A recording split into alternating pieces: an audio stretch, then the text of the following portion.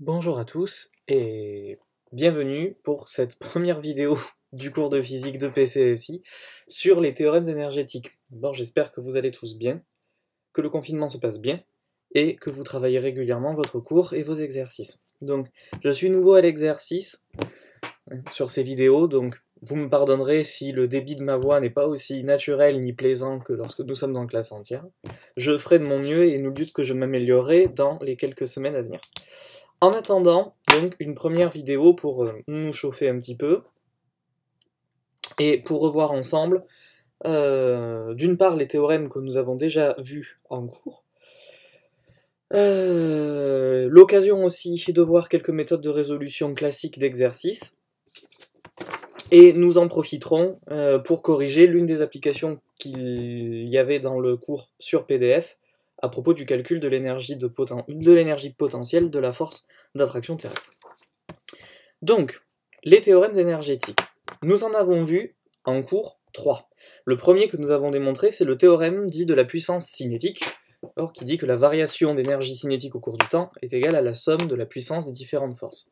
Ce théorème-là, on peut l'utiliser pour des systèmes en référentiel galiléen, pour des systèmes donc qui sont des systèmes dits à 1 degré de liberté, c'est-à-dire dont le mouvement ne dépend que d'un seul paramètre, que ce soit la position x, l'altitude z, ou un angle θ.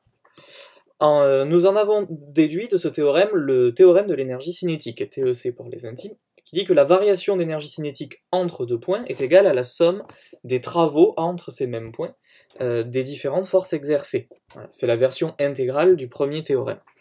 Donc celui-là, il s'utilise de manière un peu plus générale.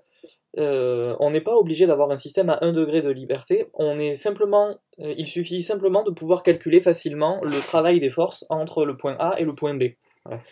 Ce travail nécessite le calcul d'une intégrale, tant que l'intégrale est relativement facile à faire, on peut se servir de ce théorème sans aucun souci. Et on s'en sert essentiellement pour déterminer une position, un angle ou une vitesse, à un instant donné du mouvement sans s'intéresser à tout ce qui se passe entre le début et la fin du mouvement en question. Donc on ne se sert pas de ce théorème pour établir, par exemple, une équation différentielle de manière générale. Et enfin, le petit frère du dernier, c'est le théorème de l'énergie mécanique que vous avez vu donc dans le poly, qui se déduit en fait du théorème de l'énergie cinétique. Il dit que la variation d'énergie mécanique entre deux points pour un système est égale à la somme des travaux des forces non conservatives. Ce théorème, on le démontre en fait simplement en écrivant le théorème de l'énergie cinétique, en faisant passer du côté gauche de l'équation le travail des forces conservatives, donc qui change de signe, et ce travail des forces conservatives au signe près est égal à la variation d'énergie potentielle. Donc finalement, à droite, il reste que le travail des forces non conservatives. Ce théorème-là, il est strictement équivalent au théorème de l'énergie cinétique, il apporte rien de plus d'un point de vue physique. Il est plus facile à utiliser quand on connaît l'expression de l'énergie potentielle des forces en présence dans le système. Ça nous évite d'avoir à recalculer le travail pour utiliser le théorème de l'énergie cinétique. Sinon, les deux théorèmes sont strictement équivalents. Donc on a essentiellement ces trois théorèmes-là, et donc avec les exemples qui vont suivre, je vais essayer de vous montrer rapidement dans quelles circonstances on peut se servir de ces théorèmes-là. Alors on va étudier un système simple, c'est une petite bille M qui coulisse ici sur une petite spirale, un petit rail. Donc le référentiel c'est terrestre supposé galiléen, on regarde la bille M, et le bilan des forces nous donne trois forces, donc le poids, qui entraîne la bille vers le bas, la réaction normale de la tige, et éventuellement des forces de frottement solides, qu'on va ou non intégrer, on va y réfléchir. Alors d'abord, est-ce qu'on peut utiliser le théorème de la puissance cinétique sur cet exemple-là? Ben, évidemment, on ne peut pas, parce que ici le mouvement est en 3 dimensions, d'accord, et il dépend de plusieurs paramètres. Un angle certes, mais ici aussi, ça dépend clairement de l'altitude du point M. Donc ce théorème-là, c'est pas possible. Est-ce qu'on peut utiliser le théorème de l'énergie cinétique, par exemple, pour déterminer la vitesse du point M en bout de course? Alors, Ici, dans cet exemple, vu la géométrie du système, le calcul du travail de la force de frottement est infaisable. C'est pas la peine d'essayer de poser l'intégrale, ça va être horriblement difficile. Par contre, si on néglige les frottements, la réaction normale ne travaille pas, et le poids, il a un travail qui est facile à calculer puisqu'il ne dépend que de l'altitude. Donc, dans ce cas-là, ça marche. Un autre exemple, donc pareil, encore un point M sur un anneau, sauf que donc cette fois ça sera pas sur une spirale, c'est juste sur un anneau vertical, d'accord, qui est placé initialement à une hauteur h. Est-ce que ici on peut utiliser les théorèmes énergétiques? Alors, ici, oui, parce que le système, il a bien un et un seul degré de liberté. On a l'impression que non, parce qu'on est quand même dans le plan du tableau en 2 dimensions, x, y, mais en fait, si on regarde de plus près, on peut s'apercevoir que pour décrire le mouvement du point M, le seul paramètre dont on a besoin, c'est l'angle θ, qui est défini comme sur le schéma ici. Donc la position de M ne dépend que d'un paramètre, et donc le système a bien un et un seul degré de liberté. Sachant cela, on peut donc utiliser le théorème de la puissance cinétique si on désire avoir des informations sur la trajectoire, et le théorème de l'énergie mécanique si par exemple on recherche la vitesse de la petite bille une fois arrivé au bas du cerceau par exemple. Bon, ici, pour les informations sur la trajectoire, ma foi, on s'y intéresse ou pas. Si vous voulez vous tenter le calcul de la vitesse du point M en bas du cerceau, vous pourrez classiquement me montrer, je vous laisse le faire, en utilisant le théorème de l'énergie mécanique, que la vitesse c'est la racine carrée de 2gh, h étant la hauteur du point M à partir du bas du cerceau. Ici j'ai mis théorème de l'énergie mécanique et pas théorème de l'énergie cinétique parce que, encore une fois, on n'a que deux forces, la réaction du cerceau et le poids, si on néglige les frottements. Et le poids, il a une énergie potentielle de pesanteur qui est connue, et donc ici on utilisera plutôt le théorème de l'énergie mécanique. Donc c'est un exemple relativement simple, donc celui-ci je le laisse à votre discrétion. On va en montrer un dernier, un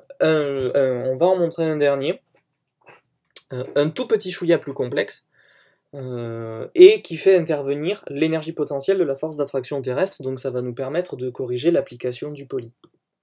Donc le problème que je pose est le suivant. On a une fusée qui décolle de la surface de la Terre et qui cherche à atteindre un point A, d'accord, situé très loin. On considérera d'ailleurs que le point A est situé à l'infini. On néglige les frottements de l'atmosphère, d'accord, sur toute la durée du trajet. Les paramètres physiques, donc on donne le rayon de la Terre, la masse de la Terre et la constante G de gravitation. Et la question qu'on se pose, c'est quelle doit être la vitesse initiale de la fusée V0 en supposant qu'elle n'accélère pas pendant le trajet, d'accord ? Elle a une vitesse V0 initiale et puis après on la laisse se déplacer sans intervention extérieure. Quelle doit être sa vitesse pour pouvoir vaincre l'attraction terrestre, c'est-à-dire arriver au point A sans vitesse au point A. Donc, en haut à gauche ici de l'écran, on résume le schéma. Donc on a la Terre, on place l'origine de notre repère au centre de la Terre, et on va ici utiliser un repère polaire. La fusée part du point S à la surface de la Terre, donc qui est à une distance RT du centre. La fusée, c'est le point M, qui est à une distance petit r du centre du repère, et le point A est situé à l'infini. On va se placer dans le référentiel géocentrique, donc, dont l'origine est au centre de la Terre, qu'on supposera galiléen. Le système que l'on étudie, c'est la fusée. Et le bilan des forces, ici, est très simple, puisque la seule force qui s'exerce sur la fusée, c'est l'attraction terrestre. Puisque ce qui nous intéresse ici, c'est de connaître la vitesse au point de départ, donc on ne s'intéresse qu'à une seule information, on va utiliser le théorème de l'énergie cinétique pour commencer. Donc on peut poser ici que la différence d'énergie cinétique entre le point S de décollage et le point A d'arrivée est égale à la somme des travaux des forces ici. Donc ici, la seule force F en présence, c'est l'attraction terrestre. On va calculer ce travail-là. Donc pour calculer le travail d'une force, la méthodologie c'est toujours pareil. On va commencer par calculer le travail élémentaire, delta W, et après on va intégrer le résultat pour obtenir le travail entre les deux points recherchés. Donc ici, on pose donc delta W est égal à F scalaire dl, On développe l'expression en faisant apparaître F, l'expression de la force de gravitation, donc moins G, mt, m étant la masse de la fusée, sur r carré, UR. Le vecteur déplacement élémentaire ici c'est juste DRUR en coordonnées polaires. La fusée trace en ligne droite, donc il n'y a pas de rotation suivant l'angle θ, et on reste dans le plan. Le produit scalaire nous donne donc un travail élémentaire qui vaut moins G mt m sur r carré dr. On va donc prendre ce travail élémentaire et on va l'intégrer entre RT, donc le rayon de la Terre à sa surface, et l'infini, puisque le point A est situé à l'infini. Donc ça nous donne l'intégrale suivante, donc l'intégrale entre RT plus l'infini du travail élémentaire. On peut retrouver rapidement une primitive de la fonction, et donc en intégrant entre plus l'infini et RT, il nous vient que l'expression du travail de la force d'attraction terrestre entre la surface de la Terre et le point A vaut simplement moins G mtm sur RT. Voilà. J'encadre le résultat parce qu'on va le réutiliser un petit peu plus tard quand je vais refaire la même démonstration avec le théorème de l'énergie mécanique. Donc on garde ce résultat de côté. Maintenant qu'on a ce travail, on va pouvoir effectivement poser le théorème de l'énergie mécanique et de l'énergie cinétique et on va le développer. Donc on pose que l'énergie cinétique au point A moins l'énergie cinétique au point S est égale au travail que l'on vient de calculer. L'énergie cinétique au point A vaut 0 puisque la fusée s'arrête sans vitesse initiale. L'énergie cinétique initiale, donc c'est 1/2 de mv0 carré. Et donc ensuite, en simplifiant l'équation et en laissant v0 tout seul à gauche, on obtient une expression de la vitesse v0 qui vaut racine de 2g mt sur rt, qui est égale à 11 km par seconde pour la fusée donc au décollage. Entre parenthèses, c'est un résultat qui est assez classique et que nous reverrons vers la fin du cours de mécanique dans quelques semaines. Voilà, donc ça, c'était en utilisant le théorème de l'énergie cinétique. Ici, la force d'attraction terrestre, c'est une force conservative. Donc comme elle est conservative, on peut lui attribuer une énergie potentielle, on peut la calculer, et une fois ce calcul fait, eh bien, on peut se servir de l'expression obtenue, qui ne bougera pas, qui est toujours la même, pour les calculs qui impliquent la force d'attraction terrestre.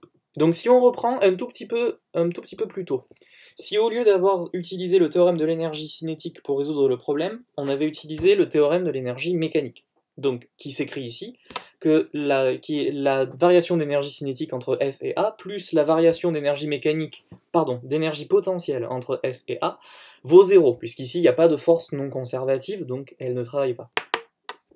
Pour pouvoir utiliser ce théorème, il nous faut calculer l'énergie potentielle de la force de gravitation. Je marque ici que c'est optionnel parce que si vous connaissez l'expression de l'énergie potentielle, vous pouvez l'employer directement sans refaire le calcul.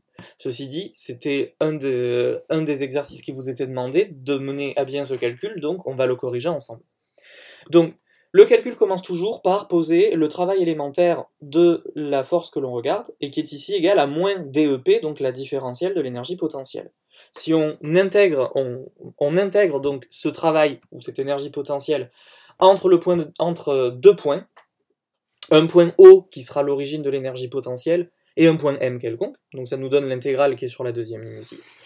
Et si on développe le calcul, à gauche on obtient donc l'énergie potentielle au point M, moins l'énergie potentielle au point O, et c'est donc égal à moins le travail entre le point O et le point M de la force que l'on regarde. À partir de là, pour avancer, on décide que le point O, c'est l'origine de l'énergie potentielle, c'est-à-dire que par définition, on pose que, donc ici, EP de 0 vaut 0. C'est un choix que l'on fait. C'est un choix que l'on fait. Alors, en l'occurrence, pour la force d'attraction terrestre, ce point d'énergie potentielle nulle, on le prend traditionnellement à l'infini. Donc ici, ça serait en fait le point A de l'énoncé. Je garde la notation O et M pour que le calcul reste général, pour que vous puissiez éventuellement le reprendre pour une autre force dont vous devriez calculer l'énergie potentielle. Ici, donc pour le cas qui est le nôtre, le point O, donc l'origine de l'énergie potentielle, c'est le point A. Donc, en écrivant ça, eh bien, le EPO devient 0. Okay. Moins le travail entre O et M, ben, c'est égal au travail entre M et O. Et il se trouve que donc, pour nous, le travail entre M et O, donc entre un point M quelconque et l'origine de l'énergie potentielle, dans notre exemple, c'est comme si on avait calculé donc le travail entre donc, le point M de rayon R et le point A pour nous. Donc si on reprend l'expression du travail de la diapo précédente, le résultat du calcul tombe tout seul et on obtient que l'énergie potentielle au point M est égale à moins GMTM sur R. Ce résultat-là est juste à condition de dire que l'origine de l'énergie potentielle a été choisie au point, à un point à l'infini. Donc c'est un résultat qui est à connaître. Voilà, c'est une énergie potentielle qui est très classique. Et donc, à mon avis, il vous faut la connaître par cœur, et évidemment, il vous faut savoir la redémontrer. Alors je fais juste une pause ici, puisque pour cette histoire d'origine des énergies potentielles. Une énergie potentielle, c'est en soi, c'est quelque chose de relativement arbitraire, parce qu'on a besoin de lui définir un point dans l'espace où elle vaut 0. Il faut toujours le faire, quelle que soit l'énergie potentielle qu'on utilise. Ce choix n'est pas très important, parce que la plupart du temps, ce qui nous intéresse en réalité, c'est pas l'énergie potentielle en elle-même, c'est plutôt la différence entre l'énergie potentielle prise entre deux points différents. Et donc, comme c'est une différence qui nous intéresse, peu importe l'origine qu'on aura choisie, elle va se simplifier dans le calcul. Donc, il faut savoir que les expressions des énergies potentielles sont toujours définies à une constante près, mais généralement le choix de cette constante est soit imposé par l'énoncé, soit extrêmement facile, et de toute façon très peu important. Voilà. Donc retenons ici que l'expression que je vous donne, elle est valable pour une origine de l'énergie potentielle prise à l'infini. Maintenant qu'on connaît cette expression, donc on va pouvoir l'employer dans le théorème de l'énergie mécanique. Donc on écrit que la variation d'énergie cinétique et la variation d'énergie potentielle ensemble valent 0. L'énergie cinétique entre S et A, cette variation vaut moins 1/2 de mv0 carré, comme d'habitude. La variation d'énergie potentielle, donc c'est l'énergie potentielle en plus l'infini moins l'énergie potentielle prise en RT. Et le résultat de ce calcul donne GMTM sur RT. La masse de la fusée se simplifie, on isole V0 et on retrouve le même résultat que tout à l'heure. Donc, ce calcul-là est strictement équivalent à celui mené pour le théorème de l'énergie cinétique, c'est exactement la même chose, simplement si vous connaissez la valeur de l'énergie potentielle, quel que soit R, vous pouvez utiliser la formule directement et vous n'êtes pas obligé de repasser par l'expression du travail. Et ça sera vrai pour n'importe quelle force. Voilà. Ça va conclure cette petite vidéo sur les théorèmes énergétiques en général. Ce qu'il faut retenir de cette vidéo et de ce point de cours en particulier, bon, les théorèmes évidemment, il vous faut les connaître par cœur. Il faut savoir reconnaître les systèmes à un degré de liberté et ne pas se tromper dans le cas, par exemple, où vous auriez un point qui est un mouvement circulaire. C'est un système à un degré de liberté, même si le système est en 2 dimensions. Voilà.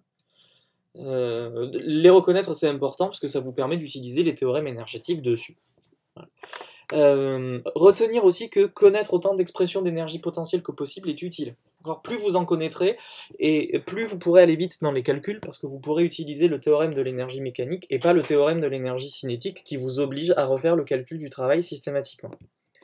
Et enfin, pour cette vidéo en particulier, savoir refaire le calcul de l'énergie potentielle pour la force d'attraction terrestre, pardon, c'est important. Voilà, ça conclut cette première vidéo, d'autres suivront. Je vous remercie de votre attention, désolé pour les bafouillages, je vais m'améliorer. En attendant, continuez de travailler vos exercices à la lumière de cette vidéo. Demain, j'essaierai d'en mettre une en ligne à propos des graphes d'énergie potentielle dont vous allez avoir besoin assez vite, et mercredi, en classe entière et en ligne, on fera le point sur donc le cours que je vous ai demandé de travailler et les exercices que je vous ai demandé de travailler également. Voilà, bonne continuation et à très vite.